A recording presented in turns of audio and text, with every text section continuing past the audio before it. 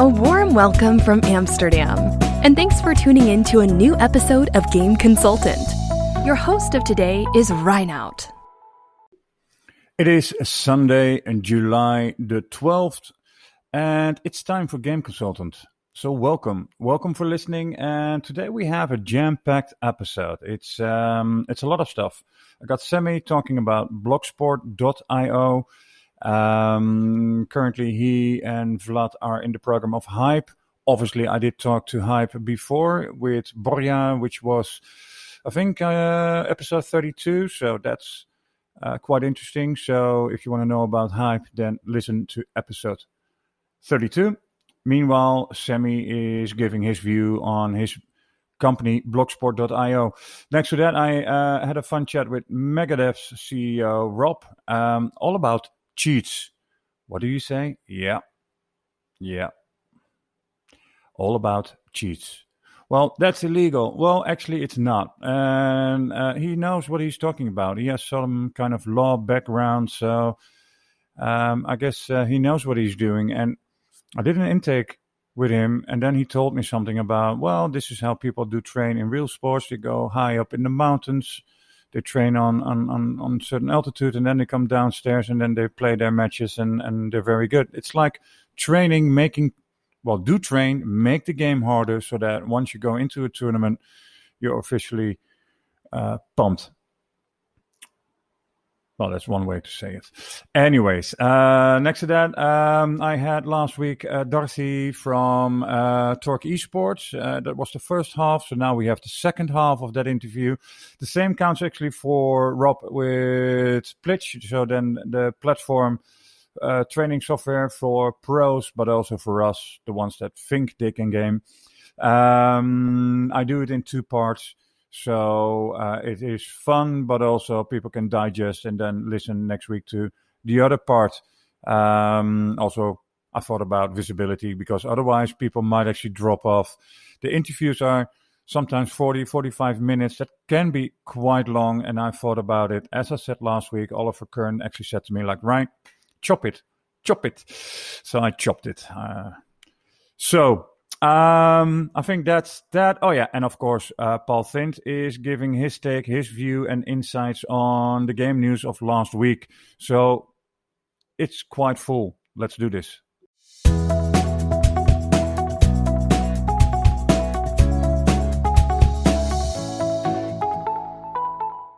So first item of the day is actually Blocksport.io. So Blocksport supports, esports clubs, streamers, influencers, federations, leagues. They have a dedicated white label mobile app. And so that way they can access new revenue sources and engage. So they can engage basically with their fan community. I liked it. I came across the guys when they entered the Hype program. They definitely look at cricket. They look at rugby. So it's not like they want to work with the top pro soccer teams, because all of them, if you talk Bayern Munich, Liverpool, Barcelona, I get on a regular basis companies that say, yeah, we have an agreement with one of those teams. And you wonder how many agreements can a team like that have.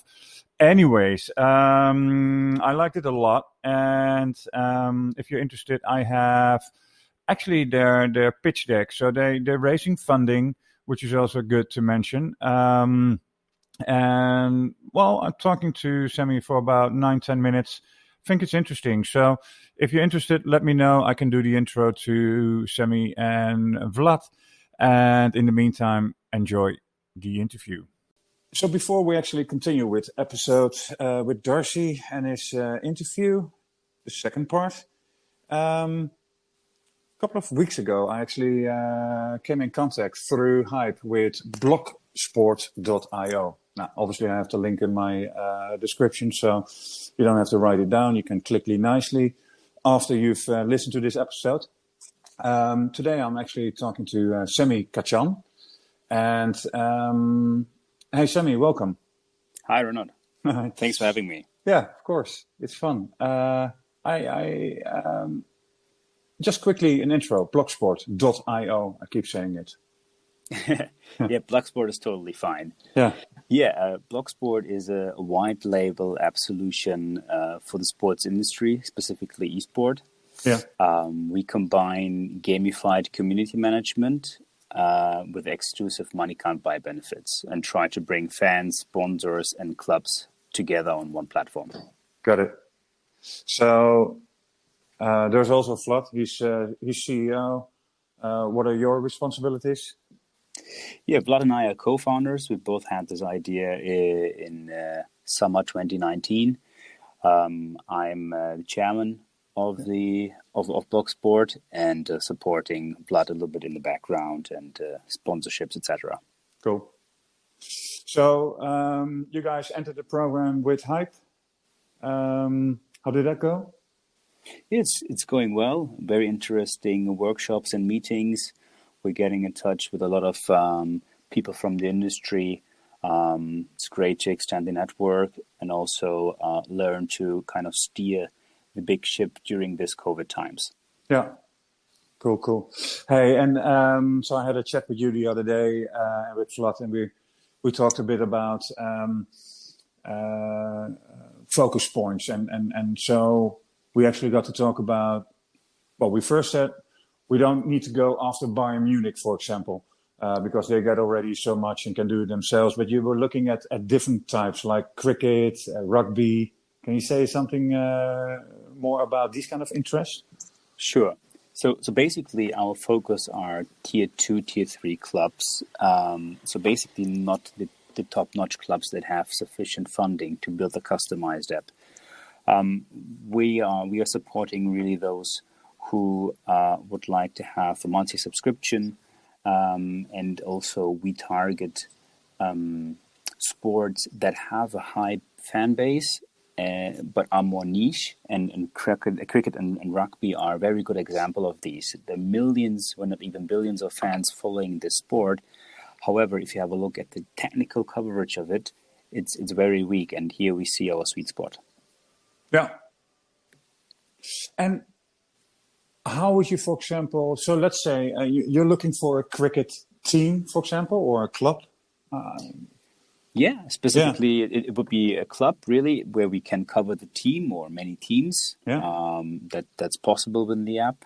Yeah. And basically, we would like to provide a platform where the clubs can access additional revenue sources.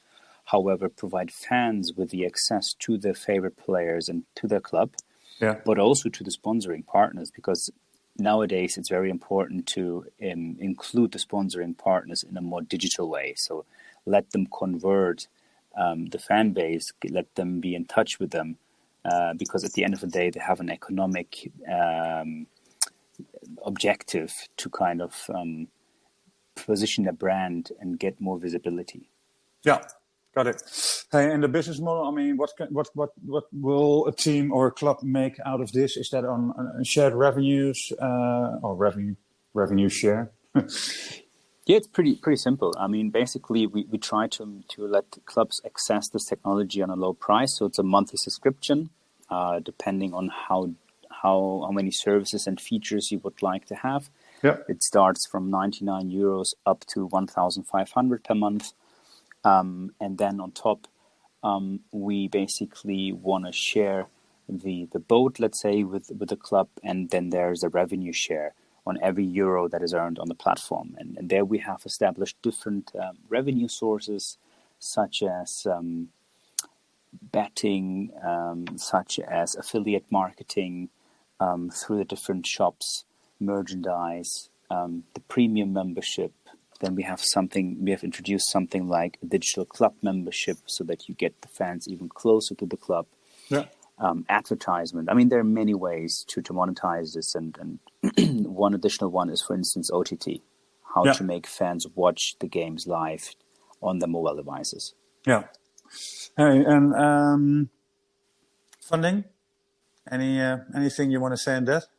Because I think you're raising. Yeah, exactly. Thanks for remembering me. minor part. Good point. Yeah, I mean, we have currently a very good traction and sales pipeline, and here we need to kind of sync development and fund and app delivery. So in order to boost sales and delivery, we are looking for 1.5 million euros that we would like to raise with a soft cap of 500,000. So far, we have committed 350K of that. Basically, every angel that would like to learn more about this, or any VCs, happily invited to contact me. Yeah. And to join the Blocksport boat. Cool. Well, for everyone that's listening, I have obviously your details and those are flood in my description. So the LinkedIn. Anything I had more? No, actually that's it. Thank you very much for explaining me blocksport.io. In case people don't want to click on it and right away search for it. Blocksport.io. Thanks. Perfect. Thank you, Reinhard. Have a nice day. You too. Bye. Cheers.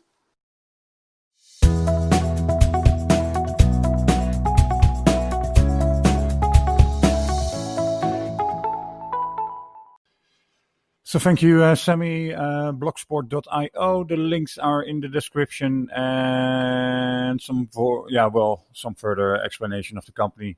So if you listen to the interviews, you should know, but it's always nice to read it back and click on the links, and there you go. Next in line, Rob. Rob is talking about MegaDev. MegaDev sounds really cool, but originally I thought, hey, what a business model. Cheats? Is that good? Is that legal? How does it work? And then he suddenly said esports, and I said, well, huh? And it became a very interesting talk. As well, the intake that I had with Rob, but also this interview. And for the record, I it's more like a talk that I have with people than interviews. I just want to hear a few things. It's like we do regular talks. And he also sent me some links, so I will have those links on the blog or in the blog, whatever. And but meanwhile, just let's listen to what Rob has to say and his new training software / platform, Plitch. So the last couple of episodes, I actually went into esports, and a lot of people are fascinated about it. And there it comes again. COVID-19 made esports go berserk. Everyone is watching games. Obviously, people are buying the new PlayStations, the Xbox, etc., etc. I don't have to tell you all of that. Everyone knows about it. In this episode, obviously, after this interview I have the second part of Darcy with Torgue Esports. But today I'm actually having an interesting other talk. And first I got approached and someone says, you need to have a look at MegaDev.info. So I had a look at it and it says something about cheats. And I thought like, so what is that all about? And I got to have an intake call with Robert Marocik. And he started to explain me about how it is legal, because that was my first question. Are developers working with you on that? And then he says, yeah, actually it is. And in fact, it turns out the company is around the block already for a long time. But here comes the part. He actually explains me how cheats can actually help the esports professionals. Right, Robert? Did I say that properly? Yes, that was a great intro. So, thank you, Reinhard. When I say you're already around the block for a long time, how long? We founded the company in 2015, but our roots go back to 1998, in fact. So that's 22 years. It was my co-founder, Christian. When he just turned 18, he actually wrote his very first cheat on his PC back then. And he always did it for fun as a hobby. Then someday he had the idea, let's write some cheats and put them in a small program, in a so-called trainer software. So he published his first trainer and went from there. But he always did it just for himself until in 2007, he reached a point where he had covered multiple games and people were asking him about it, about those cheats. So he built a small forum into his website and suddenly people appeared and like, hey, I'm playing mainly Football Manager. That was his big thing. And then a big PC magazine from Germany, it was a PC Games magazine. They approached him and told him, hey, this is quite cool what you're doing for the Football Manager, and we'd like to cover what you're doing. And Christian was like, wow, he just finished his physics studies, and now he's working as a freelance web developer. And there was someone who said, hey, your hobby is actually greater than anything else you ever did. I guess that was the point where he realized, okay, that's cool. So he started building a community, but still really doing it as a hobby. Money came from his web development skills. And in 2012, he realized this is so much work. I'm going to need to have people actually help me finance it, because people kept asking him for new cheats for other games and stuff like that. He had to buy those games, take care of the website. And he started to build a super, super rudimentary monetizing tool into his community that he had built back then. Right about that time we met, and shortly after became friends. In fact, he asked me whether I could write him a couple of texts for his new website. I was studying law at the time, intellectual property law, to be quite frank. I mean, I guess you will dwell on that a little bit later, right now.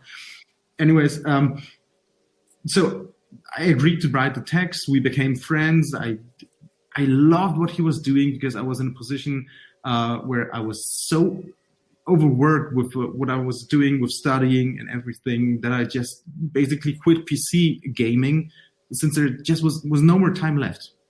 And he introduced me to the world of custom built cheats to make my life easier and enjoy my games again. Just be like, look, Rob, when you're playing for yourself, why don't you give yourself God mode? You're a really bad gamer. And he's right. I am really bad at fights, and just enjoy the world, whatever it is. I was playing Metro Exodus at the time, and was constantly running out of ammunition. I got so fed up. So he wrote me my first customized, personalized trainer. And I thought, that's great. And if he can do that for me, we need to find a solution where we can do it for everybody. Because, I mean, let's be honest. Once real life shows up at your door and you're tangled up in work, maybe even family, whatever it is, well, PC gaming costs a lot of time, and you're not going to have a lot of time. And that was the initial business idea. That was the spark that said, okay, let's build a software that gives all these people exactly the right tool, the right assistant to still enjoy PC gaming, even with super limited times and thus super limited skills. And in 2015, we founded the company. So that's the story where we came from. Am I right if I say you offer now the cheats for 2,300 games?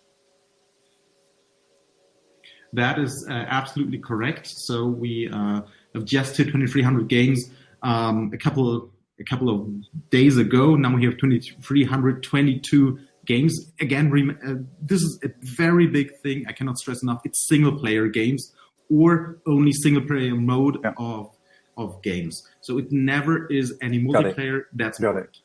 And so let's hit that to the fact that you suddenly said to me, esports, and that actually ticked the box with me, where I thought like, oh, and how does that work? Yeah, that was quite interesting, actually. As I said before, we came from a world where we tried to make games easier for people who wouldn't have enough time or skills to otherwise, figure out the game. But it eventually dawned to us. In fact, my little brother played a huge role in that. He's younger, and he's really a lot into esports. And he said, look, I love this game. Sorry, I can't remember which one it was, but he said he would like to have it a little bit harder. Can we do this one cheat the other direction? And then it dawned to us, look, we can make the game harder or easier. It doesn't matter. The technology is the same. So we started picking out games where we said, okay, these games have a competitive angle. For some reason, you might want to situatively make them harder for yourself. Maybe because you're a super good gamer, maybe because you're thinking certain metrics in the game just aren't where you would like to have them. That's what you can do.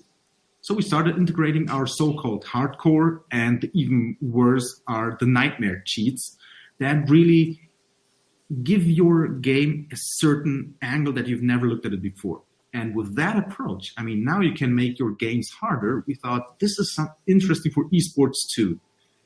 And that's where it came into place. So besides the esports, how does your model work? So the business model for people that are listening, is it consumer? Is it business driven? Because do you need the game developer involved or not? How does it work? Mm-hmm. So let me start with the legal basis. How does it work from a technical and legal perspective? So I can pick you up there, and then I'll walk you through our business model. What we do, I don't know if you remember the Game Genie from back in the days, really in the 90s. It was basically a cheat cartridge for the Nintendo Entertainment System. You put it into the cartridge, and on top you put the game. So it was like a middle layer between the actual Nintendo Entertainment System and the game you wanted to play. And this cartridge, it operated in the console's memory. So what you had when you started the game, you had a menu then where you could pre-select certain values that you would like to alter, and it would actually alter the values only in the memory in the console. So the Game Genie did not look at the game's code per se at all. It just looked at what is changing in the memory. So this is the basic idea we transported into 21st century when saying, okay, what we are looking at is only the computer's memory, and we're not looking at the game's code or whatsoever. And so this is the technical perspective. Just look at it very simply said. If you fire a gun that has 9 rounds, somewhere in the memory, it will say, if trigger pulled, subtract 1 round. Well, we find that routine, reroute it, write a new routine at the new place in memory, and send a new value back. Mm-hmm. Let's say -1 + 1. So you fire the guy, and you have 9 rounds, and like half a second later, not even half a second, fraction of a second later, you have 9 rounds again, because we just filled it up. So by doing so, that is the technical perspective. Here comes the legal perspective. And again, since I did study intellectual property law, I do know a little bit about what I'm talking. And this has been one of my major focus during my last year in studies, as you can imagine. So what I have found out is that the computer's memory and the code that runs therein is proprietary by all jurisdictions in the world to the operational system, and not to whatever software it is that is manipulating the code in its first way. That being said, let's look at the operation system that we're working on. It's Microsoft. It's Microsoft Windows, in fact. Microsoft says, as they are an open platform, you can research it in their developer statements, that you can basically do on the Microsoft platform what you want, especially within Microsoft's memory. This gives us like a carte blanche to go in there and change the memory. Now, if you would go to a Sony PlayStation, or ironically enough, even a Microsoft Xbox, we would have to ask the provider of the operation system, Sony or Microsoft, in fact, hey, are we allowed to alter the memory on your in your operation system on your device? And so we would need to buy a license from them effectively. That we do not have to do in PC games. So this is the legal perspective. That's why we don't actually have to ask developers for permission, because we are covered by European and international law standards. However, it was one of our very first approaches to always stay in close contact with the industry, because we realize we want to be part of this industry, and we don't want to be like in a hacker niche. But this is out of, we're going too far in this question. Now let's go back to the business model. So we said, let's create a software that covers them all. So all-in-one software that you can download for free, and you can, for each of those 2,300 games, you can try out 1 to 5 cheats for free. Just does it work? If it worked, and if you like it, you can buy a yearly membership. We have 3 different models here. And upon buying this membership, we are giving you a 1-year license to use our software with all the cheats that are included. And after 1 year, you have to renew it, of course. Got it. That is the business model. Because I'm reading here also. You sent me a blog, the link I will have on my blog too. More than 650 patches per month for a fixed price. So, yes, and so you pay once for all the services. So that's on a monthly basis. You pay one amount. You actually pay it on a yearly basis, so you only pay once a year. Our highest membership currently is priced at €40. And you are right. We are, with that, you're getting all the services, and included are, last month we had 650 patches that we have covered and automatically delivered to the user's client. This is, when you look at the community of the so-called trainer makers, that's what we call ourselves. We're a trainer maker. And there's a community where people do it as a hobby. The problem with having hobby people building cheats is, they do it for the initial version of a game. But, games these days, they are patched constantly. And with every patch, there is a very high probability that the cheats or the changes in memory, whatever you want to call them, they will not withstand the patch. So they will not work anymore. And this is a huge problem. And, the hobby guy, they might do the first version, first patch, maybe second patch, the third one, fourth one. We have games, it's in the same article, that have been patched over 100 times. Who on earth would patch a game and rebuild his cheats 100 times for the sake of fun? Well, and that's what we do as professionals. That's where we differ from the rest. Hey, and then one of the games that is doing really well, it's a German game, Anno 1800, I need to say. Yes. Hey, and so you say it broke all records. When it breaks all records on your platform, what does it mean? This game is an overachiever par excellence. It came out and it spiked our revenues almost instantly. We didn't know why. I mean, the Anno series has always been one of our favorite series. It's beautiful made. It's just a fun game to play. Personally, I love the Anno series too. 1404 still is one of my favorite games. But when Anno 1800 came out, we just couldn't believe our eyes. Anno has persistently been in the top 10 or even top 2 games for over a year now, since it came out. And with that, I mean, not only the amount of game starts, so how often is a game started while our software is running, we can measure that, but also the amount of unique users within our software that are playing Anno. Both those numbers, Anno is simply unrivaled. Of course, every now and then there's another game that comes up, but only for a month. It's like a spike, and then it's Anno again, just boasting through it. It is unbelievable. This game is great. Got it.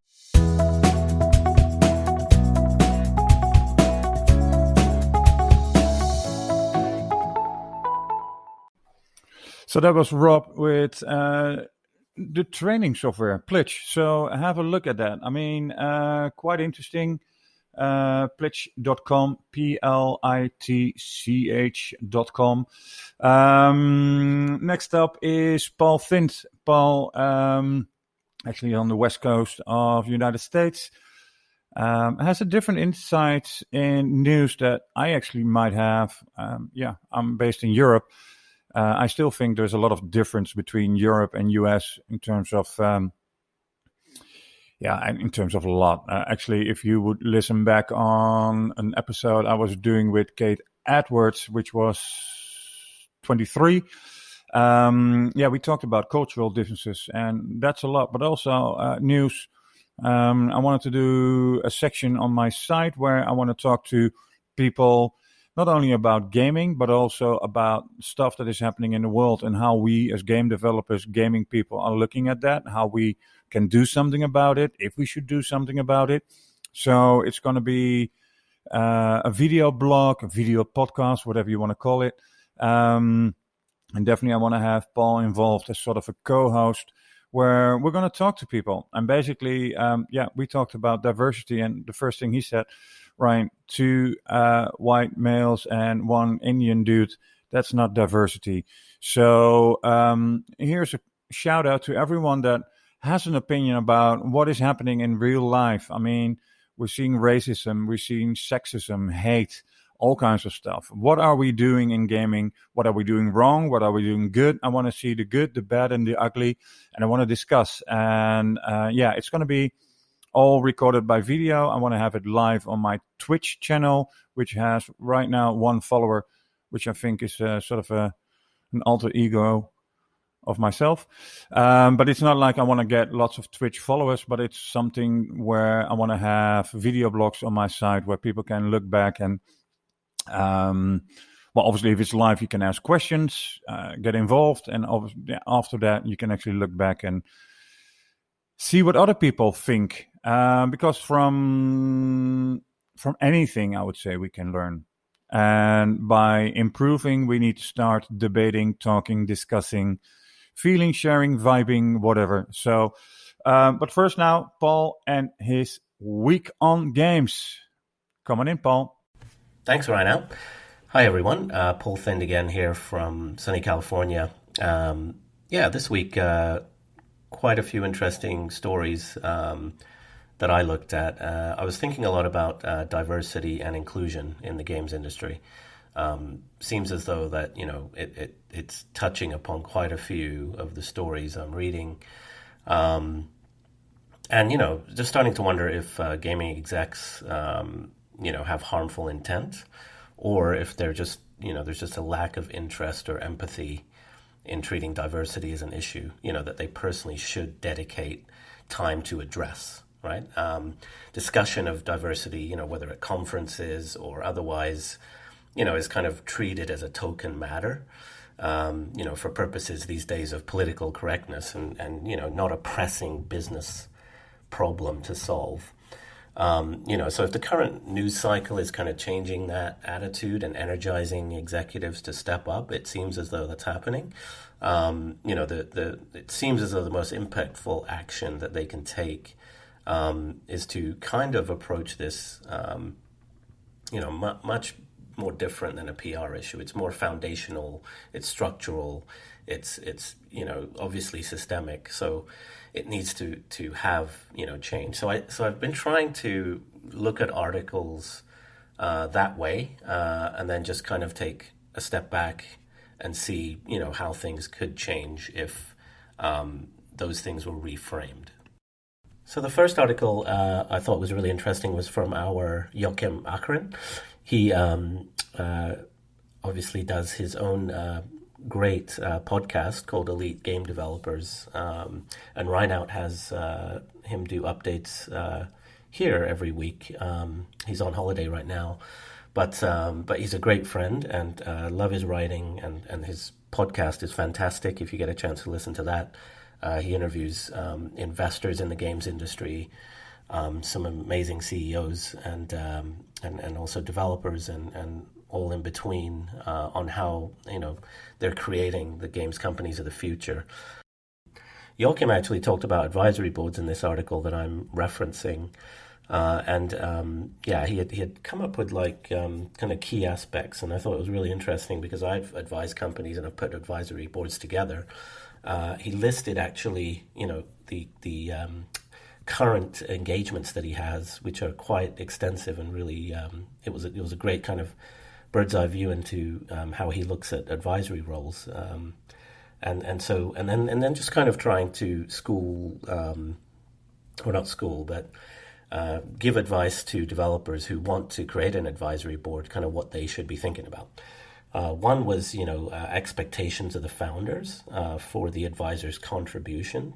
So, really looking at the areas of involvement where they'd like to get advice, and the kind of format of the work, and that kind of thing, so that everybody's kind of clear from the beginning.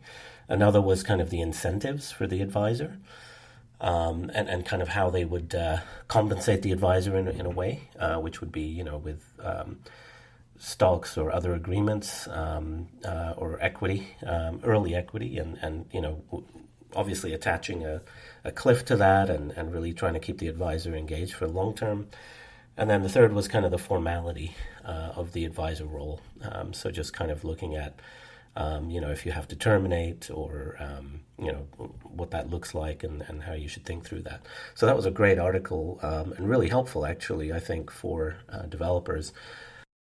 So one thing I'm trying to do personally is kind of frame articles, emphasizing the priority on diversity and inclusion, right? So when I think about this article, for example, I would also look at it as like, what could a diverse advisory board bring to my organization if I'm the, CEO or if I'm the developer and I'm looking at, getting advice or I'm looking at getting connections in different parts of the world with all different types of publishers or companies. What does my advisory board look like from a diverse level? And that would mean, obviously race, obviously nation of origin, gender, age, for example. How much experience do these advisory board members have? And how can if I start framing things with that in mind first as the foundation of the advisory board, how can I create an advisory board that's kind of all-inclusive, like the games industry looks like for the players' side, right? So, we don't realize how many different types of genres and forms exist in kind of games in general, without a diverse group of people kind of coming up with ideas. And if you don't have that, then obviously none of that thinking will flow into the games themselves.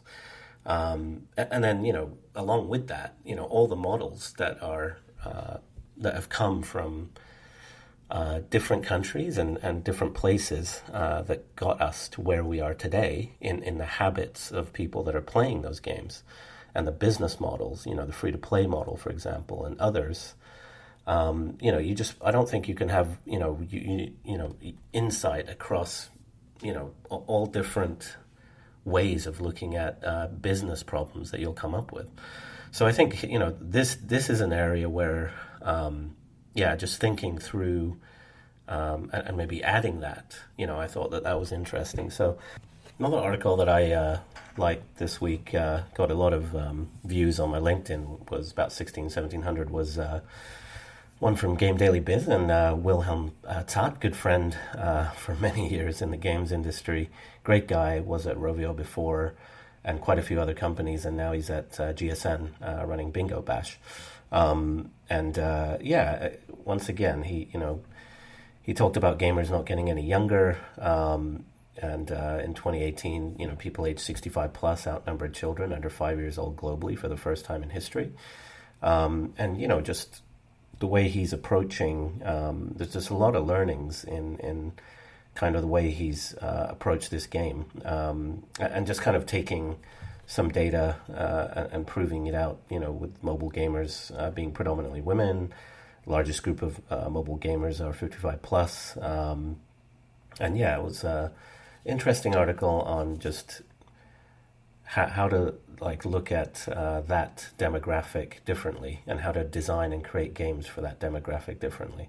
Once again, this kind of points to, if you did have an advisory board or people in the organization that can steer and help with, kind of foresight and different ways of looking at how to create great game experiences, it's a good thing. So I do want to mention a couple of other things. One was Traplight Studios, the studio I mentioned from last week, actually raised $9 million this week. So that Battle Legion game, is looking good. Congrats to the guys, Semih and Riku. I've known those guys for, I think, 8-9 years now, and they've been always a hardworking team. Looks like there might be, another great Finnish success story there, and it's really good to see the creativity and Finnish mobile game studios continuing to kick ass. So great stuff. And then the other story that just came in was for Ubisoft. I guess all week there's been some shakeups there. I'm sure Reinhard will get into this a little bit more. But I just saw that there's been executive shakeups on the top level, and it's exactly what we've been talking about in this segment. So maybe change is coming. Hopefully it is, and I'm sure it won't be the last time we talk about this topic. That's it from me.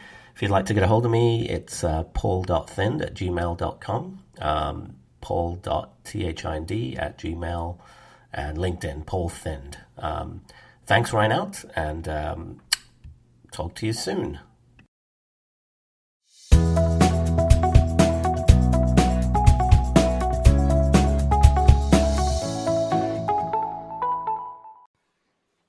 Thanks, Paul. Thank you very much mentioning that you're from sunny California while we actually are from rainy Europe. So next thing in the line of items is actually Darcy. It's part 2 of our amazingly fun conversation that we had a week ago. So part 1 is actually already online, which you can find back in episode 34, as this is episode 35. Makes sense, right? Anyway, so Darcy and I talked about Torgue Esports, about the content strategy, a lot. Today, actually, it's more like fan engagement, and I'm asking him some more stupid questions, which he is very generous to actually answer. And don't make fun of me. Now, actually, it's a fun interview. So I hope you enjoy it. Part 2 of Darcy with Torgue Esports. Well, that's funny. Fan engagement, and that was exactly, you're saying exactly similar to what I said a week ago to Nicholas. He's from GameBuddy. When you look at Twitch, you see all those chats passing by, and my son is streaming a bit, and I'm trying to follow, and then in the meantime you need to stream, game, talk, and then people are talking about everything. So fan engagement, GameBuddy actually came up with giving live challenges. So that actually that is about fan engagement. So the streamer, the gamer can actually make money off the live challenges. So the fans can choose out of 4 or 5 challenges. And then the streamer / gamer has to fulfill that challenge. Is something like that interesting for you guys? I mean, if you look at engagement, what are you looking? What is the best engagement? Can you give a definition of what you're looking at? Yeah, well, I just go look at WinView, WinView. So WinView is exactly what you just described. Their history has been in regular sports, so you can sit down with your friends, whether they're in your, on your couch or they're somewhere else and you're on social. WinView gives you and your friends and others, the opportunity to kind of engage with the game. So you can predict who's going to win, what's going to happen in the first quarter versus the second quarter. Is this player going to, achieve, the scoring goal? What are the things that are important that the fans chat about anyway? So you're really kind of taking advantage of what's already all the conversation already happening, and you're making it an official challenge that you can be smarter than your friends about this particular sport. And you know what? That's what fans are. They're fanatics. The word comes from fanatics, and they want to be engaged. They want to do more than just be. We would call them armchair quarterbacks here. They want to be involved. And in real sports, you can only go so far. In esports, your chances are you are part of a community already. So you go beyond the chat where it's just noise and you talking with each other, and now actually challenges each other. And you said it, people can get real money. They can get prizes. There's achievements in that. And then you cross over those achievements and let those, best fans play against those people that were just finishing up a match. So now the fan engagement goes beyond, crosses over. You step right from your couch into the world of playing if you achieve a certain level. So we see that, both in terms of kind of the personal fulfillment, you get something out of it, whether it's a prize or cash or just that notoriety that everybody's hungry for, or you literally use that tool to drive those fans into the game and have them as participants and players. And because we have a tournament and match platform, I mean, you could go from casually answering trivia questions with each other to 1 second later, okay, let's all go play together and set up a ladder on our UMG system. So it's kind of the carrot and the donkey. That's kind of our means of getting people involved, and we want to circle them and give them tools and engagement whether they're playing or not. Yeah. Maybe a strange question. Do you think the esport? Well, we're talking about esports and we say global, but somehow I always have a feeling that the esports scene is a bit different in the US than it is in Europe, and obviously completely different than Asia. But you guys are actually on both continents, North America and Europe. Are you seeing differences in terms of esports? I think differences maybe in the titles, the types of games they play. As far as the players and their, no, I think there's esports is definitely a great. It shrinks the divide between continents and geographies. It's a pure digital native that's in there. They probably already think much more globally than most. But it's local and global at the same time. Everybody that plays a Fortnite match, they probably play with their friends from school. They probably play with their friends in the neighborhood. So in that respect, it's local. But all of a sudden, anybody could jump into that match, or they could all be in a waiting room somewhere, and anybody from any country can be there. So there's kind of both, right? There's both a local and a global to it. And as far as behavior goes, gamers seem to be gamers. They don't see a lot. Of course, if it's an Asian gamer, that is different. They tend to spend a lot more time socially engaged than even playing the game. They're on TikTok going chatting away before they play. But you're also seeing games getting embedded into these social platforms. Look at what just happened. Mixer went off and did a deal with Facebook. So suddenly now you've got the biggest, large social network and large gaming company altogether. And I think, that's all. But, I talked about Tencent and their ambitions in the space. So there's some, that crossover of social and in gaming, I think will further both increase the global nature of things, but also create more opportunities for local. So I like that. I mean, I love that we could do local and global at the same time on the same platform. Most times, if you're in television or music or those things, they definitely have geographic boundaries. Yeah, much more than gaming. So then, think global, act local kind of principle. Yeah, absolutely. Yeah. Concerning brands, you just mentioned Facebook Gaming. Facebook has some issues right now. Microsoft, Sony, I think everyone is sort of political correct of now saying like, okay, Facebook, we're not spending ad dollars, but I mean, 2 consoles are coming out, so I guess anytime soon they will come back to Facebook. But how important are brands for your organization? I mean, Stream Hatchet obviously can sort of do something with data in terms of what value does esport bring to your marketing budget, right? Yeah. Well, look, you mentioned the billion or whatever the number is. Yeah. If you look at the pie of that billion, the 2 top categories, sponsorship and advertising, whether it's teams, players, events, that's number 1, and number 2 is merchandise. So all that is brands. People, companies that want to present their products in the form of merchandise, or just the normal kind of, I'll sponsor an event, I'll sponsor a platform, I'll sponsor a show, I'll be an advertiser, but just treat me like you normally do, although it's not linear anymore. How does my ad? Advertising isn't about how many eyeballs. Of course, there's lots of eyeballs in this space, which is the first attraction. But the reality is, we can show attribution.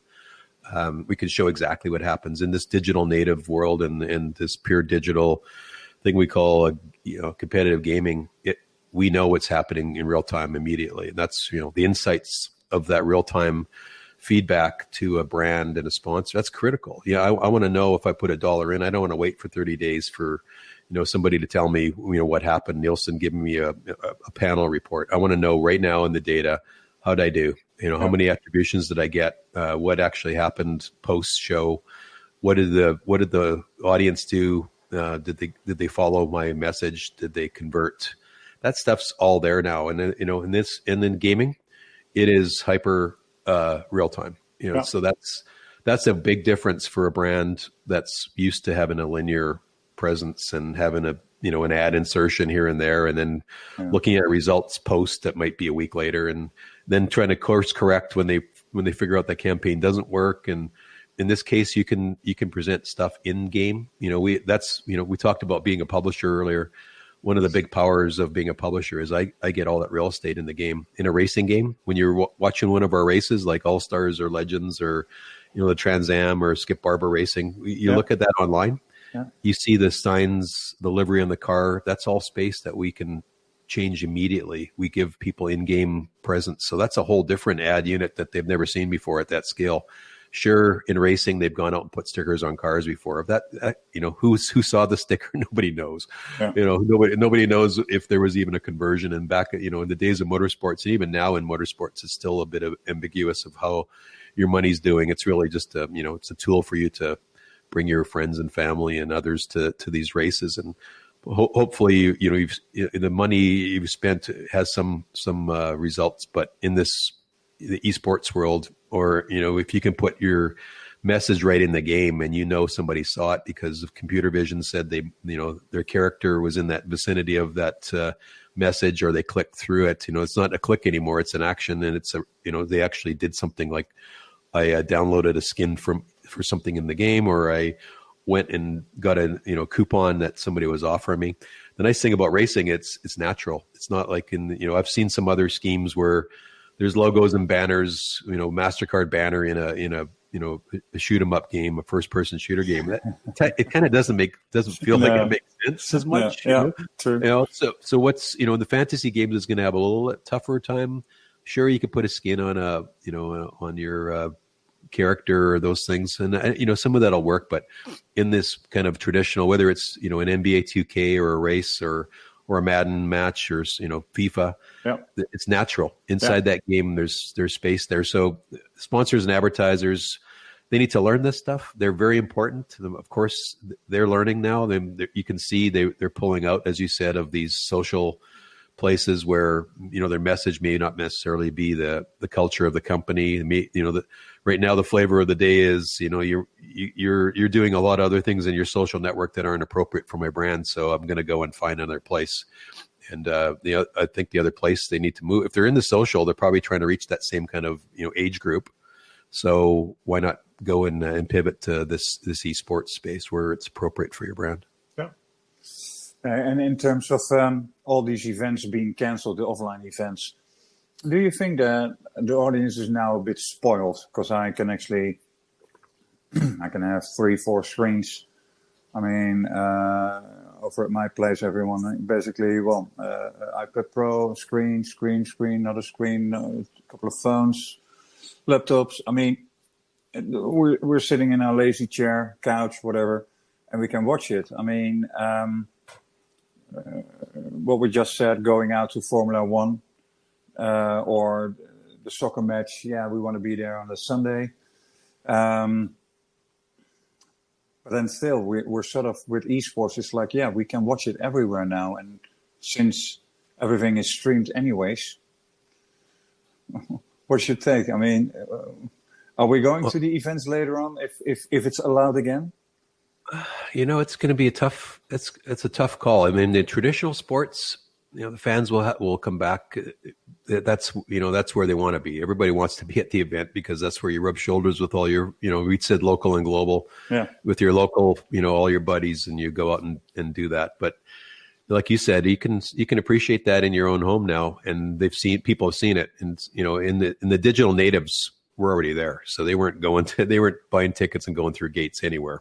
Yeah. Maybe at a big ESL event or something that they would go, but those are scarce. That was for the elite or people that were lucky enough to get there, and it was in their town. This idea of everything remote, I think it's only 6 months of this, but it's pretty embedded in people. I think people are realizing right across the board, whether it's about going to an event or just collaborating with your friends, I think people will. I think a lot of them are never going back to a physical place. And we've always been about remote.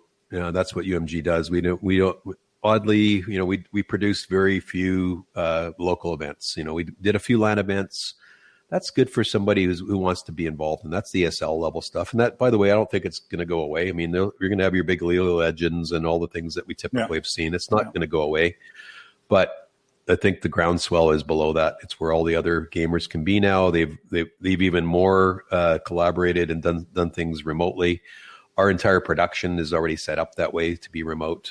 When you watch our productions, people are used to seeing the, like we call it the Hollywood squares or the Brady Bunch effect, right? A bunch of cards on the screen. That's okay because I see the faces of people. I'm not just listening on Discord. I'm actually seeing things, and it's these tools are all they're getting much more mature. So I just think some will go back on traditional sports. Absolutely, they're going to want to wait, but you also got to think about we've got in the U.S. at least in some of our areas we've got people retrenching because there's the second wave of this pandemic's upon a lot of the areas. So it's not ending. So if they go another, I don't know how long it takes to create behavior in humans, but it seems like in the short attention span of our youth and the people that are in the esports competitive gaming space, I think 6 months of behavior might be enough to just solidify this forever. So those that were thinking that young crowd was going to come back to a regular sport, that's over. I don't think you're going to see that in the esports. I just see more and more happening in the remote stuff, and I believe that we'll see that growth in that area surpassing what happens. And you can only put so many people in seats in a venue anyway. So I just see it kind of becoming the smaller part of the opportunity. Yeah. Last question: if people are in esports and they find this very interesting to do some expectation management, what are you looking for if they would approach you? Are there any interest points that you're looking for in the market right now? Sorry, what was the question? More like, so if people are listening, they're in esports. What are you looking for before they approach you? I mean, otherwise you get lots of people basically sending you emails, but do you have some focus points right now in terms of partnerships or maybe potential M&A? Really, can you pinpoint it maybe what your main interest is for 220?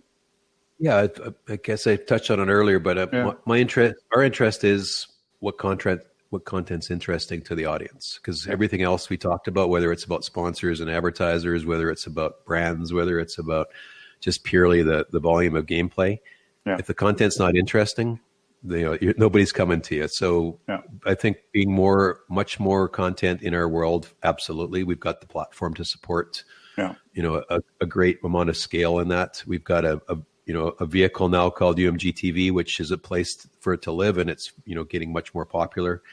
So content, bring it on. We're interested in any content. If audio, video, gameplay, anything kind of in the space. It's noisy when you go into these public places like Twitch. It's hard to find things. There's no real kind of a guide. Although I know they recently announced that they're putting a guide in there, but it's still not organized from the back end. Everybody that wants to play can be on Twitch. It's not as organized. So I think just having that space where we decided to take a methodical approach. I love Twitch and YouTube and these places. They give you a reach and eyeballs, but in the end, the value for us as a brand and for our customers is pretty mitigated, because the value is actually for the people who own that, not for the people who are in the brands in there. You don't get any data about the customers. You don't really get the things you need from these platforms as a brand, or even as somebody like us who wants to grow our content. So eventually, just like in the days of early streaming, that I was involved in, everybody said, "Oh, let's use YouTube because it's cheap and free," and that's great. So go there, but you have to have a more private kind of one-to-one relationship, and you need to have the data, and that's what it's all about. It's about the data, And if the platform keeps the data, then what's your real value there? And if they keep the majority of the ad revenue, then you sort of, if you're a content provider, it's just a nominal amount of money you can make there. And you can see it's being demonetized already, right? It's those social platforms are trying to expand their reach. Twitch is doing more traditional sports. They're doing TV shows. I mean, everybody's got to up their game in this space to be relevant. And I think so. Content for sure. Bring us more content. Look, business intelligence. It's just, again, it's about data. So more insights we can have, the more types of data we can have using computer vision, for instance, as a tool where I don't have to have an API to a game to know what's going on. I can just scrape the screen and get a lot of insights. There's lots of AI stuff that's out there. I've seen some really exciting little companies growing up, and we're keeping our eye on it, and we're also growing it. So, if anything is out there that's machine driven, automation, we're all over it, because all that does is create scale, and we don't have to have people doing machine stuff. So that's kind of the digital native world. So I'd say those are the two things, the more content, more business insights, more data. Cool. Thank you very much. I think very insightful to get to know the company better. And 60 days, you say, yeah? So it's July, August. So mid-August is then the schedule for going? Yeah, we're on the trajectory to be there by September, and earlier is better. So hopefully everything goes as planned. And of course, that doesn't always go as planned. So I would just say, by September, that's our ambition. And if we get there sooner, it's great. But September would be the right time. Cool. Then I'll keep an eye on you guys. Yeah, I look forward to being back, and maybe we should have you on one of our shows soon too. I think that'd be great. Love it. Awesome. Cool. I'm going to wish you a happy July the 4th. Thank you. It's are you guys working today? I'm hearing lots of people are free. A lot of people are off. I'm working. I always work. I don't really think of the holidays, but most people are off today, and it's weird. It's a weird July 4th because there's very, very few celebrations and fireworks displays and all the normal things that happen. So I think a lot of people are going to wonder what this 4th is all about. It's kind of weird, but we're all off, and we're all trying to find out what we're going to do in this when we're all sitting at home. So there'll be a lot of Zoom. There'll be a lot of Zoom things going on in the next 2 days. Maybe there'll be some Zoom fireworks. Zoom fireworks and esports. That's most likely. Cool. Yeah. Thank you very much. You're welcome. Have a great weekend. You too. Cheers. All right. Bye-bye. Bye.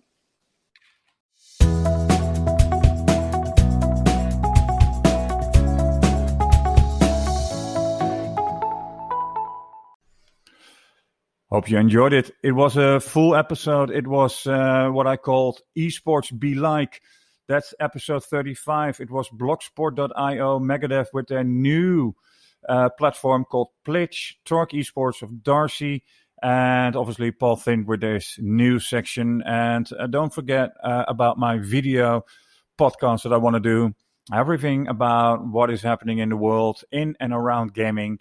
I want to talk to people. So if you are interested, you don't have to have a company or something. You can be a game developer. You can be an audio engineer. You can do Q&A. I want to talk to people that represent the gaming space. You don't have to be major successful. I want you to be someone that feels he or she has a voice. So interested? Let me know. Everyone can find the contact on my page, podcast, gameconsultant.com. So for now, ciao for now.